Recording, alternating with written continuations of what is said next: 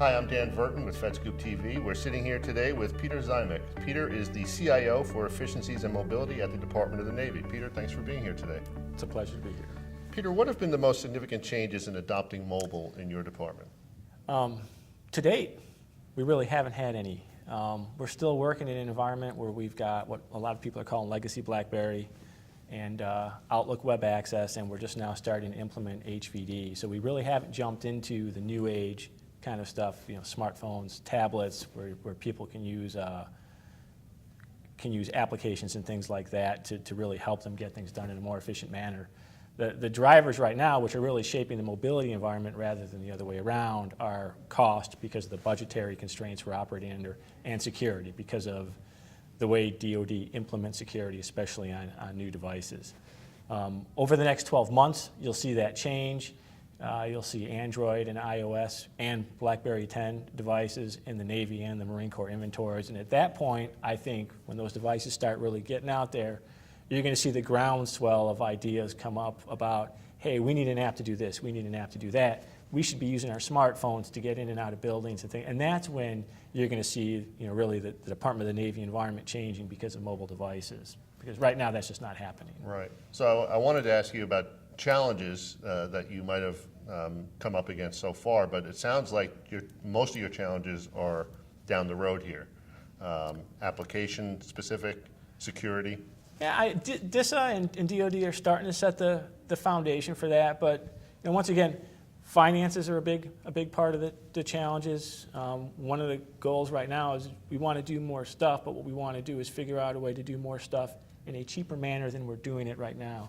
We want to move on from legacy BlackBerry, but the key is to find a way to do that in a manner that's cheaper than what we're doing right now, and thereby we're saving money, we're not spending money. And we're actually figuring out ways to do that, and we're being fairly successful. And then, of course, the next hurdle is security. I mean, if you want to use a new operating system in DoD, it needs a STIG. Well, even though DoD, CIO, and DISA have changed the way STIGs are created for mobile devices, it still took 4 months from the time iOS 7 was released until there was a usable STIG out there that would allow us to use iOS 7. Well, when Apple's releasing a new version of iOS every September, that means we just lost 33% of the usable life of that iOS version.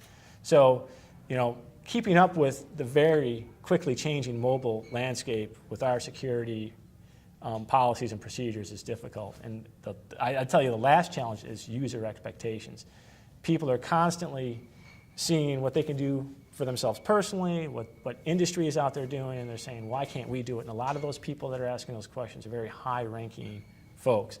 So we've got to balance those three things: cost, security, and user expectations. Those three challenges, try to overcome those and get stuff out there that people really like. So just for the viewer's sake, can you describe what a STIG is? A STIG is a Security Technical Implementation Guide. It is a publication signed out by DISA in coordination with the company that created the technology. So if Apple writes a new version of iOS, they're responsible for coming up with a STIG for iOS. It's basically a checklist that says if you want to use iOS 7, this is how it must be configured or should be configured to be securely used by DoD. And then once you have that listing, you can finally say, okay, I've got iOS 7. Let me put, okay, so password's got to be 7 characters, check. Can't use Wi-Fi in a government building, check. And then you take your implementation of that STIG, give it to your designated approval authority, and if they say you're not assuming too much risks, then you're allowed to use it. Okay, but yeah, it's a prerequisite to using new technology. Right. Do you see any other trends out there, larger government sense, that are of interest to you and maybe you're keeping an eye on for potential use in the Navy environment? Well, BYOD is one. We see that as a cost saver if we can get past the security concerns and the legal and privacy concerns. That's a big one that could potentially save us millions of dollars a year, if not a month, on a monthly basis, depending on the implementation. Wearable devices is the next big one. I mean, it doesn't take much imagination to see that there's a lot of possible applications for wearable devices in the DoD, on the front lines in combat, or even in the office or in a warehouse. The applications are there. the devices just aren't mature enough yet. They're really not mainstream.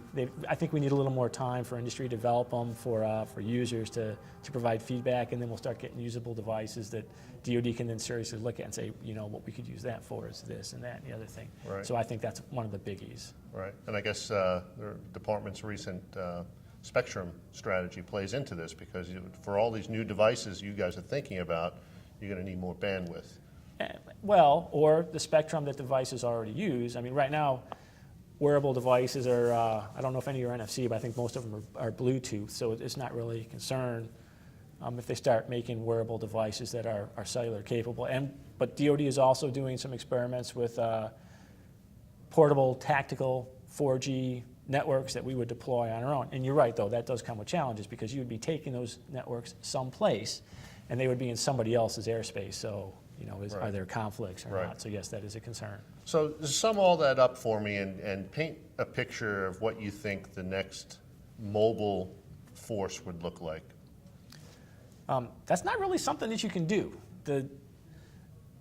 In the department's mobility strategy, we define mobility as those technologies that allow a person to do their job when they're not in their workspace. So for a typical office worker, if I can do my work from my house, or when I'm on the bus going home, or when I'm TDY, that's mobility. So I might be using a tablet or a smartphone. When I get home, I might be using HVD. So you take a look across the department, you've got pilots, you've got firemen, you've got medical people. I don't think there's going to be one size fits all. It's going to be whatever makes people more efficient and able to do their jobs when they need to do their jobs, not when they can do their jobs. I can do my job when I need to do my job, not just when I'm behind my desk. So all the devices that are out there are going to be used by the Department of the Navy in various places, in various ways, in various configurations. So I think we heard that this morning from a speaker. It's going to look different anywhere you look, but at the end of the day, it's going to be end user computing. Yes. So device, whatever device you want to use. And I think, like we mentioned about applications earlier, a lot of it's going to come from the ground up, because you know, guys like us, we're getting a little bit old and stodgy in our thinking.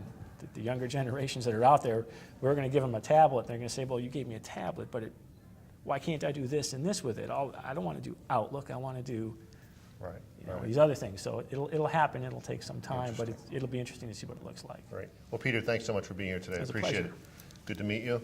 I'm Dan Verton. You've been watching FedScoopTV. Thanks very much.